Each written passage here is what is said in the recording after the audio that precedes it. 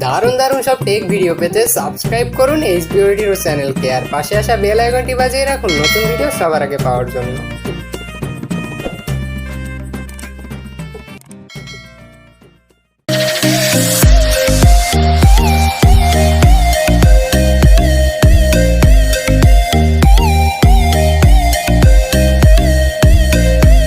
নমস্কার বন্ধুরা, সকলে কেমন আছেন? আশা করি আপনারা সকলে অনেক ভালো আছেন। তো বন্ধুরা, আজকের এই ভিডিওতে আমরা যে ফোনটি নিয়ে কথা বলবো সেটি হচ্ছে ওয়ানপ্লাসের নতুন আরেকটি ফোন। এই ফোনটি হচ্ছে ওয়ানপ্লাস ক্লোভার। সেটির প্রাইস ওয়ানপ্লাস নর্ডের থেকে কিছুটা কম হবে এবং কিছুটা হাইলাইটেড ফিচার আছে এবং এই ফোনটি অনেক রিভিউ দিচ্ছে এই ফোনটির সম্পর্কে। কিন্তু এই ফোনটি আদৌ কি কেনা উচিত হবে নাকি কেনা উচিত হবে না, এবং এই ফোনটির full specification, price, launch date এবং সর্বশেষে থাকবে এই ফোনটি সম্পর্কে আমার নিজস্ব অভিমত। তাই আপনি ধৈর্য সহকারে ভিডিওটি শেষ পর্যন্ত দেখার চেষ্টা করুন। তাহলে চলুন আর বেশি কথা না বাড়িয়ে শুরু করা যাক আজকের এই নতুন ভিডিওটি। So let's start.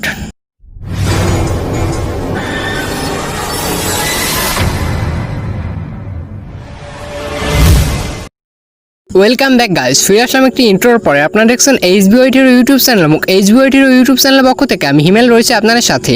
তো আর বেশি কথা না বাড়িয়ে সরাসরি জানিয়ে দিচ্ছে এই ফোনটির ফুল স্পেসিফিকেশন। এই ফোনটির স্টাইলের দিক থেকে দেখতে গেলে প্রায় ওয়ানপ্লাস নর্ডের মতো সেম স্টাইল রয়েছে এবং তেমন একটা রেফারেন্স আমি পাইনি, তবে কালারটি ওয়ানপ্লাস নর্ডের মতোই কালার অ্যাভেলেবেল থাকবে। এই ফোনটিতে আপনি নেটওয়ার্ক হিসেবে পাবেন 2G 3G এবং 4G নেটওয়ার্ক, 5G এর সাপোর্ট পাবেন না এবং স্পিড থাকবে SSPA ও LTE, GPRS এবং EDG এর সাপোর্ট থাকবে। এবং এই ফোনটির বডি কত হবে, মানে বডি ডাইমেনশন কত হবে সেটি এরা জানায়নি এবং বডির হাইট কত সেটিও এক্সাক্ট জানা যায়নি। তবে এই ফোনটিতে ইউজ করা হয়েছে 6.52 ইঞ্চি একটি বিগ ডিসপ্লে, যা IPS LCD touch screen, super AMOLED থাকবে না এবং রেজুলেশন থাকবে 720x1560 পিক্সেল, যা কম প্রাইজের ফোনগুলোতে ইউজ করা হয়ে থাকে বর্তমানে। এবং 19.5:9 রেশিও থাকবে বডি এবং মাল্টিটাচ অ্যাভেলেবেল পাবেন। প্ল্যাটফর্ম হিসেবে আপনি পাবেন অ্যান্ড্রয়েড 10 ভার্সন এবং চিপসেট হিসেবে থাকবে কোয়ালকম স্ন্যাপড্রাগন 460 এবং CPU থাকবে অক্টাকোর 4x1.8 GHz এর কোয়ার্টেক্স এবং GPU থাকবে অ্যান্ড্রয়েড 610। এবার কথা বলি ফোনটির মেমোরি নিয়ে। ফোনটিতে ইউজ করা হয়েছে 4GB এবং 64GB এর র্যাম-রমের ভেরিয়েন্ট এবং কার্ড স্লট হিসেবে আপনি ডেডিকেটেড স্লট পেয়ে যাবেন, যা 256GB পর্যন্ত এক্সপেন্সেবল।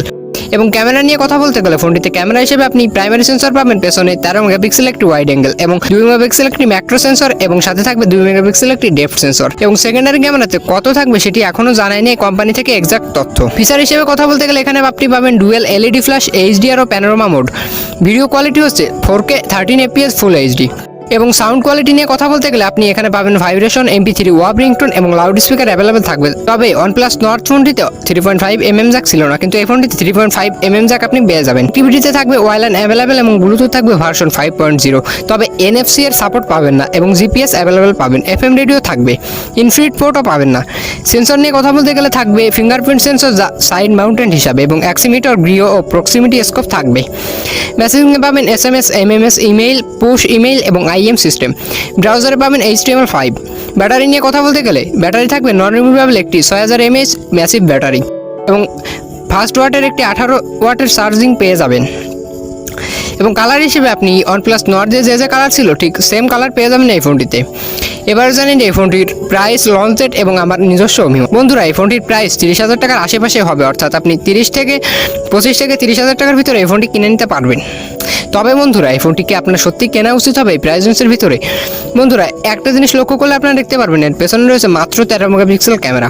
শুধুমাত্র এর ক্যামেরা মোটেও ভালো করেনি এবং এই ফোনটিতে ব্যাটারির দিক থেকে শুধুমাত্র উন্নত করা হয়েছে এবং এর প্রসেসর দেখলে সেটি নিতান্তই পুরনো প্রসেসর, 760 প্রসেসর এখন বর্তমানে চলে না। তাই আমি আপনাকে রিকমেন্ড করবো আপনার এই প্রাইস রেঞ্জের ভিতরে এই ফোনটি না কেনাই বেটার, কারণ ওয়ানপ্লাস নর্ডে 64 মেগাপিক্সেল ক্যামেরা ছিল, সাথে ছিল 5G ফিচার, কিন্তু এই ফোনটিতে তেমন কোনো হাইলাইটেড ফিচারই নেই।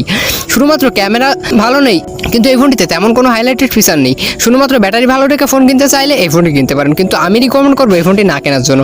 এক্ষেত্রে আমি ওয়ানপ্লাস নর্ড কেনার জন্য রিকমেন্ড করবো এবং অন্যরা যারা বলছে যে এই ফোনটি ভালো হবে এবং আপনি কিনতে পারেন, কিন্তু আমি বলবো যে এই ফোনটি আপনি শুধু ব্যাটারি রেখে কিনতে চাইলে কিনতে পারেন, তাছাড়া কিনলে আপনি নিশ্চিতভাবে ঠকবেন, কারণ এই প্রাইস রেঞ্জের ভিতরে অনেক বেটার ফোন রয়েছে এই কনফিগারেশনের থেকে অনেক উন্নত। তা আপনারা ফোনটি কেনার সময় একটু ভেবেচিন্তে কিনবেন।